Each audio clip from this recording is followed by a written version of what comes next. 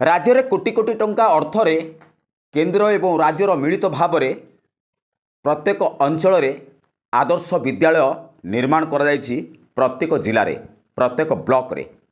दर्शक बंधु आमे ए दृश्य ये देखु 4.5 कोटी ओडिया को जेतेबेले राज्य सरकार छात्र छात्री मानकर विकास पई केंद्र सरकार छात्र छात्री मानकर विकास पई मिलित भाव में राज्य को कोटी कोटी टंकार अर्थ मंजूर करुछंती।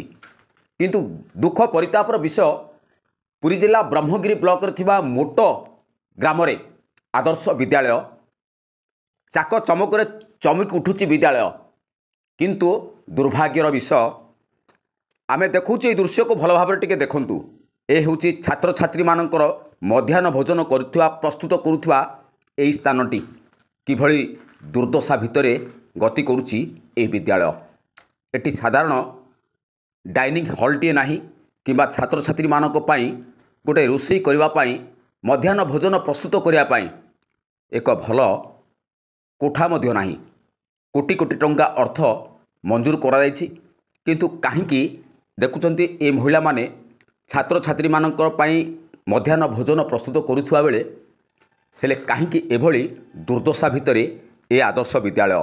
प्रश्न उठुची बड़ प्रश्न राज्य डबल इंजिनियर सरकार मोहन सरकार काहींकी या उपर नजर पकाउनाहांती। एठी काहींकी छात्र छात्री मानकर जो भली अव्यवस्था भितरे खाद्य प्रस्तुत करा जाउछि ताहा मध्य गोटे दुर्भाग्यर विषय। कोटी कोटी टंकार मंजूर करा विद्यालय आज साधारण मध्याह्न भोजन प्रस्तुत करने पाई एक गृह मध्य नाही।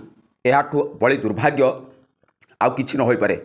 दर्शक बंधु आमे सीधासलख देखुथुलु ये मोटो ग्राम रे थिबा आदर्श विद्यालय राज्य सरकार स्थानीय प्रशासन स्थानीय जिला प्रशासन केतेबेले या पर नजर केबे आदर्श विद्यालय भितरे एक सुंदर कोठा हेबो एवं डाइनिंग हॉलटी हेबो छात्र छात्री माने खाइबा पाई देखिबा को बाकी रहला। पुरीरू चित्ररंजन महांती को रिपोर्ट, पुरी खबर।